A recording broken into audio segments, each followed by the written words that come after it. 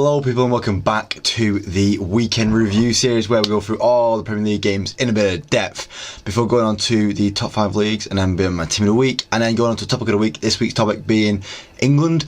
This is a generalisation coming into this first international break without Gareth Southgate for 8 years, so it's a big talk on how things are going to go forward. So yeah, start with that.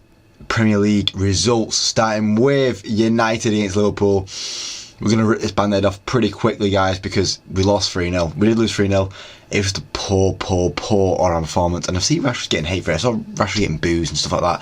And I've got to say, you're idiots. You're idiots. I've never understood booing your own players. Even after a really bad performance like that. Even after the 7-0, I didn't get booing our own players. I get pointing out problems in the players and saying where they can improve, but Never truly hating on them. I do not respect hating on players. Liverpool's played better than us. They won the midfield game. I think so. Casemiro's having a really bad game. Slot won the battle of the ballers. And yeah, it just, Slot might actually have a good season this year. Liverpool might actually be on for a good season. We need some massive improvements. Obviously, Ugate's coming in as well. We have signed him now, just waiting for him to actually make his debut, which hopefully will be in that next game against Southampton. We need to win that game in Southampton. We cannot have any little hiccups. It has to just be an easy win, nice, get it over with, and then get on with the rest of the season. Newcastle against Spurs, another a really exciting game. Usually it's a bit more entertaining in terms of goal value, but it was a really entertaining game of back to back, both going for it. I think Spurs' main issue in losing this game, they lost 2-1 to Newcastle. Spurs' main issue is they don't own the best team. So a few rotations and a few different variations of where the team can play. Obviously, Slank is injured right now, so they're trying to figure out who's the best to play in strike. I mean, they have Werner, and they're choosing not to play him. Even when Werner was playing on the left wing last year and Son was playing up front, that was still a nice little combination. But Udalbert started the game, so did Kulusevski. Kulusevski started in strike, it was. But at the end, the team of an actual striker won the game. Isak scoring that winning goal.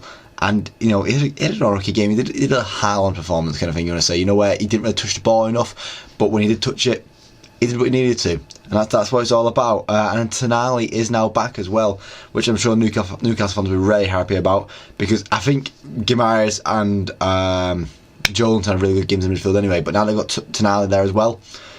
Newcastle are going to start flying and controlling games in that midfield. Everton were leading 2-0 until the 87th minute. Keane got them off on the way, and then Calvert-Lewin got a second goal, but in the 87th minute, something happened. Something switched off. Something fell apart for them. Semenyo opened it up after a bit of a tussle with Keane a few minutes earlier in the other box, and then Semenyo opened it up, and then Sinisterra went crazy.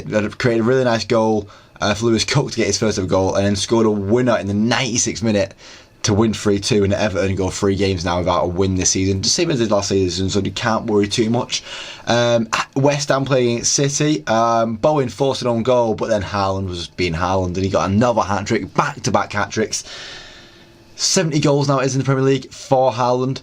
That is insane. He's been here 2 years, and he's played about 70 games. That's insane. To be matching a goal a game in the Premier League is crazy. If this guy stays in the Premier League for a while, he'll be doing damage, but hopefully 115 charges happen. Nothing much. I think what I really want to see here with Haaland, I kind of want to see him go to Barcelona to have that old Messi, Ronaldo. Well, the Haaland and Mbappe. Let's revive it a bit with a bit of modern era. I'm all down for it. I want to see that tussle happen multiple times a year, and I want to see who comes out on top. Brentford played against Southampton, and Southampton stuck in their ways, losing the game 3-1. The goals were shaky from Brentford. They weren't oh, that was a nice goal from Brentford. They were messy goals from Brentford.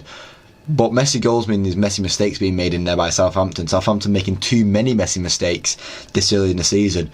I don't think Martin's going to last till Christmas. I really do not think Martin will last till Christmas, but we'll wait and see. If he does, Brentford obviously winning back-to-back games there, not going to complain. Leicester playing against Villa.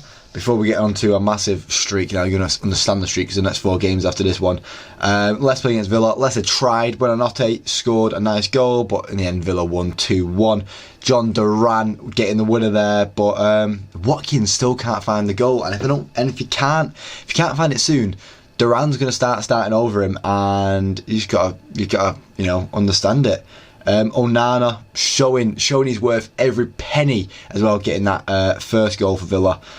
2 goals now for him, and he's been well controlling the midfield, so I think he's settled very well at Aston Villa, and I don't think they'll complain. Now it's time for a big shriek here, because every other game we want to speak about ends 1-1. That's 4 games ending 1-1. Arsenal vs Brighton being the biggest shock of the weekend for a lot of people. A lot of people have said Arsenal should have won this game very easily. But in all terms, it was a really, really nice game to watch. It was really back and forth in that second half. As soon as Arsenal went down to 10 men, because Rice did deserve sending off. What he did was a yellow card offence. I know he got kicked, but he was trying to, he's trying to get in the way of a ball being played. That's his own issue. But oh my God, Hurtzler has done a really good job at Brighton so far. João Pedro is a man on fire right now. He's a man on fire, and I love to see it. I really avoided Brighton last year because I just thought they were really annoying me. De Zerbi looked like he was a bit shaky, didn't know what he wanted to do. He was still a good manager, but Brighton seemed all over the place. Hurtzler's kind of steadied the ship, and they're going ahead forward very nicely. Havertz had a really nice goal as well, chipping Verbruggen. It was just a good back and forth game. For a 1-1 game, enjoyable. Ipswich vs Fulham, once again ending 1-1, as I said. Delap with a beautiful goal, and this shows they're going to put up a fight. They are going to put up a fight this season. Not just going to go down and lie down and go, oh, we're in the Premier League. Oh, good sightseeing. No, they're going to fight and try and stay up like Luton did last year. Robinson is a real threat, and Adama took his goal very calmly. Robinson put it across, and Adama just knocked it in. Easy, bye, see you later. Forest and Wolves drew 1-1. Another insanely good goal this game from Bellegarde. It was better than the lap goal, and it was just smoother. Top bins, it's nice. It was just a nice goal. And then Wood, man, he's looking for his goals this season. He's having a really, really good season. I said it last week, Wood is on fire. He's burning right now, and he's cooking up a storm. And then finally, Chelsea versus Palace ending 1-1. Chelsea now got won 1 game, lost 1 game, drew 1 game.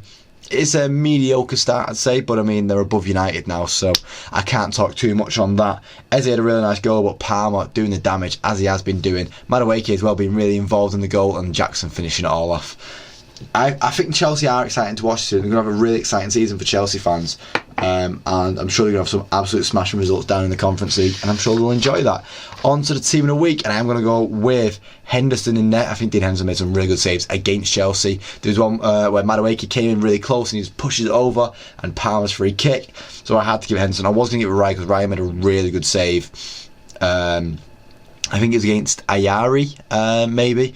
And then, so the defence now, we're going to go with Kelly. I thought he had a really good game for Newcastle. Van Dijk, the only team to keep a clean sheet this weekend was Liverpool. That is so annoying. I'm just going to hook my heart. Van Dijk has to get in there for helping with a massive clean sheet. Could have been Canate, but I wanted to mix it up a bit. And then Van Hecker, I thought had a really good game against Arsenal. Put the pressure on the Arsenal attack, held them off a bit. Did his job and helped him keep the score low to 1-1, so they can't complain. And midfield 4 now, we have Diaz and Salah on the wide areas, and then Onana and Joe Linton in midfield. I thought both of them really controlled the games really well. Onana getting a goal for his work as well, but Joe Linton really controlled the game against Spurs. Bruno did as well, but I think you'll talk about Joe Linton doing it. And Buemo, Haaland and Semenyo making the front three. I thought Semenyo was a really good... I should have gone Sinisterra actually. No, I'll keep Semenyo. I thought Semenyo was more threatening throughout the game, and he's the one that started to come back. So yeah, we'll give Semenyo his flowers. And then Buemo getting 2 goals there. They were messy goals, but 2 goals are 2 goals, and then Haaland getting a hat-trick. I'm not going to leave Haaland out of the team, am I? I know I didn't speak on Salah and Diaz, but I'm not going to. Right, time to talk about the Championship, guys, and Burnley dropping more points to Blackburn. Insane. I didn't think they'd drop points to Blackburn, but they have, and it keeps Blackburn in them playoffs right now. I know we're still only 4 games in the season, but Burnley dropping points a bit too easily here and there. It is maybe a bit of a worry for them. Sunderland on top with 12 points after the 4 games being played. Looking like they might actually really push for it this season, despite losing a few good, you lost Clark and stuff like that. They lost a few good players, Sunderland, going into this, but they've not let it hurt them too much, and we'll see what they can do. Luton, on the other hand, cannot catch a win. They come down from the Premier League, and they might go down even further. I don't think they will. I think they've got good enough players to stay up, and they've not lost a lot of that team that were there. They've lost a few players, but not a lot of players. So they should theoretically be okay this year. Maybe it's just a shaky start after going back down and being like a bit down on themselves. La Liga, people thought Mbappe was going to 007. He did not 007. Obviously not. Obviously he was not going to 007. He got 2 goals. Really good performance, but not as good as the Barcelona performance. 7-0 they beat Valladolid. Madrid built the super team. The super team that everyone's going, oh, they're going to win the Champions League every year. They have to win the league first. They have to try and win their league, because Barcelona are not going to lie down easy. And I cannot wait for El Clasico this year. El Clasico is going to go off, because Barcelona right now are 4 points clear. There's only 4 games being played and they're 4 points clear. Do you know how mad that is? Onto the Bundesliga, and Muller scores as he becomes Bayern Munich's all-time top appearance holder. Big record to go for, and he's still got a few more seasons in him. That is insane for him. But yeah, a goal on the score sheet. I think he'll be a happy man. I think he'll be a happy man. However, someone who won't be a happy man will be Xabi Alonso, who, after all this time, loses at Leverkusen as Leipzig beat him 3-2 at home as well. A big shock there. They couldn't find that last minute winner like they've always done. The goal came like the 88th minute to saw them lose, but bit of their own medicine, eh? And then Heidenheim are now top of the league on goal difference. I know only 2 games are being played, but I think Heidenheim being top on goal difference anyway is just crazy so it had to be mentioned after their 4-0 win this week. On to Serie A, and things got a bit shaken up as Juventus drew 0-0 with Roma. Obviously, I still think Juventus are favourites to win it this year. I still believe Juventus are going to win it this year. I thought Roma were going to have a good year anyway. Under De Rossi, I thought they are going to have a good year. So, 0-0, not going to hurt Thiago Motta too much, and a clean sheet. You can look at the positives there. Lazio drawing 2-2 to AC Milan. You may look at some negatives there for AC Milan.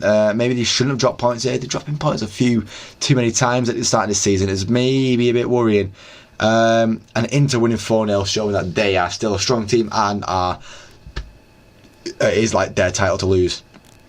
And they're not going to give it away easy. They are not going to give it away easy, because it's against Atalanta as well. So it's not like an easy opponent and beat 4-0. It's someone who's going to be challenging for European spots. It's, last year's Europa League winners that are beating 4-0 there. And then Lukaku off the mark for Napoli, which I'm sure Napoli fans will be very happy about, but it took him to the 92nd minute to do it, and that ended up being the winning goal. So I don't think, it's one of them balanced. He has a good time in Syria anyway, then he enjoys it over there.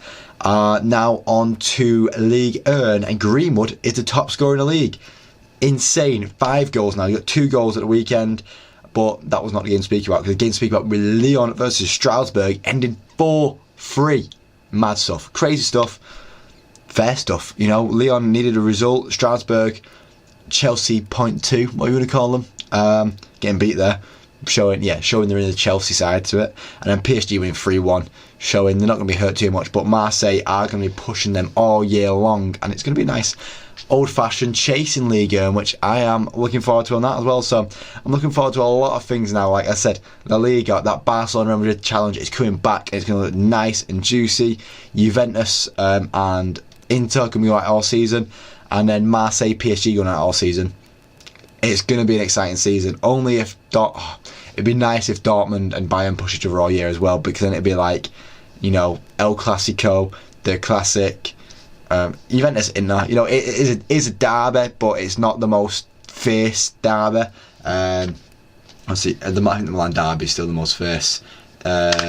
Maybe it's hard to say, because a lot of Serie A, that's why I like Serie A. That's why I watch quite a lot of Serie A, because it is an exciting league, because there's always someone fighting someone, there's always something going on. It's a good league to watch, trust me. So if you don't watch Ligue 1, guys, take it from me, watch Ligue 1. Anyway, on to the topic of the week, and as I said, Carsley has named his first England team.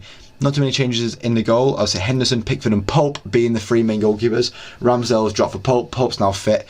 It was always going to happen. That's why Ramsdale's made a move, so he can try and fight for his way permanently back in the place in the England setup. I think Johnston's done the move to Wolves for the same reason. Johnston could push on, but I think Henderson and Pickford are currently they're 1 and 2. They've got to be the 1 and 2. Henderson, I think he's the one that can push Pickford. I think Pickford's too good for England right now, but it's possible that Henderson could do it. What I like about the defence, though, is that Trent is named as a defender. Finally, Trent is named as a defender, which means Carsley probably has the intention to play Trent at right back, because he's the only actual true right back we've brought. We brought Konza, who can play right back. So we brought Livramento as well. A lie. So yeah, I'm looking at it as well, and I imagine Livramento might actually play left back unless Lewis plays there or Colwell plays there. We also bought Maguire, Stones and Guehi. So I imagine we're going to see... I imagine it's going to be Stones and Guehi still, you know. It could be Stones and Maguire, but I think Guehi's done well enough to earn his place in the team now. Obviously Shaw's still not fit, so we couldn't see maybe a Trent, or maybe we might go 5 at the back, potentially. I don't know, we'll wait and see. But I do think he's going to play Trent at right back, unless Livermento's done well enough to get the place in the team there. A midfield now, finally as well, Foden and Palmer both named as midfielders in the midfield, as they are midfielders. Which shows the intention to play them through the midfield. Rice is in there, Gallagher's in there, and Mainu, obviously the 3 ones that were mainly there in the Euros. Obviously Rice, Mainu and Bellingham's obviously injured right now, but it means it opens up space for someone else to be called up in the midfield, and he's called up 2 new names. Angel Gomez has been called up from Lille, which I'm excited about. I'm excited to see if he gets some game time, and I want to see what he can do. And also Gibbs White has been called up. Oh, that is juicy. It is going to be juicy to see what Gibbs White can do in an England shirt, because I was wanting Gibbs White to be in an England team anyway, and now it is going to be an England team. Maybe we'll go a Rice, Mainu, Gibbs White in midfield, which I'd find exciting. Wait and see where Palmer plays. I think Palmer's done well enough to deserve a place to start in an England team. And in the front, the attackers now, Bowen and Eze, Gordon, Grealish being called up, despite not really being too much in the City set right now. Played at the weekend, you know, but he's still getting back to it all. Kane, obviously, Saka, obviously, Watkins, obviously, and then Madueke finally getting a call as well, being played well enough alongside Palmer. And I feel like this might be, like, Carsley might actually have the balls to drop Foden by the looks of it, because it might be like Madueke, Palmer. I don't know, wait and see. Madueke, Palmer, Saka. There's a lot that Carsley's got to play around with it, and I like that he's open to play around with it. He's going to change things up, and that's what we need. We need just a change. And, you know, Carsley's worked with a lot of players. He's worked with Gibbs White a lot. He's worked with Madueke a lot. He's worked with Grealish quite a bit. He worked with Gordon quite a bit. He worked with Eze quite a bit. Who else has he worked with? Saka. Gibbs White. Gallagher. He's not really worked with Mainu, because Mainu just came straight up. He worked with Palmer. He worked with Foden. He's worked with a lot of these players already, so he knows a lot of these players already on the under 21 level. And that's what Spain did. That's what Argentina did. And they're the ones that are winning stuff right now in Europe and the world. So that's what I meant. And that might be the way to go in international football right now. Obviously, Rashford's still missing out, which is a bit of a pain for me, because I think Rashford's having a really good season. I think by the time of the next international break, Rashford's going to be a real competitor. Even if he's not scoring many goals, got many assists, if you watch Rashford, you can see the improvements he's making. I want to speak about this in my United video, which I will speak about in the United video when I'll start doing them. Sterling's still missing out, that's why he's moved to Arsenal to try and fight for his way back in the England team. Tomori's still missing him out, which is a bit of a shock to me, but once again, it's just his choices. You know, I said he's worked with Cole, he's worked with Gay, he's worked with Konza, he's worked with Livermento, he's worked with Lewis. That's why he's picked these players, because he's worked with them a lot in the past. Maguire and Stones and Trent are the ones that are like they're just in there. Ramsdale and Johnson, as I said, missing out, and then Wharton missing out as well, which I'm surprised by, but I think he's picked a good team. I think he's picked a team that he's worked with a lot. I said Angel Gomez, that's a massive, massive change. Someone that never got picked under Southgate. Someone who even been looked at under Southgate. But because Carsley's worked with him, Carsley's seen that he's playing well right now, and he's gone, oh yeah, I'll bring you along with me. Because Carsley's worked with these players at a youth level. He knows what they can do, and he wants to see what he can do on the international stage, and he's given them the chance. I like that. I like what's going forward with that. That's like the way we need to go forward. That's like the way the future's going to move. And it's just positive. It's just positive to see, and I'm happy to see it. And I'm looking forward to these 2 international games that come over the next week. We'll probably do an England review as well after the game on Tuesday. We'll do something on YouTube for that. I imagine I'll get the plans sorted for that. But yeah, that is the end of the video now, guys. Let me know what you think of England and the new changes that are going to happen. Thank you for watching, guys. As always, if you like the video, leave a like. It would be appreciated. And if you're new to the channel, give us a subscription, because we do new football stuff on here every day. Thank you for watching, guys, and hopefully I do see you next time. Cheers.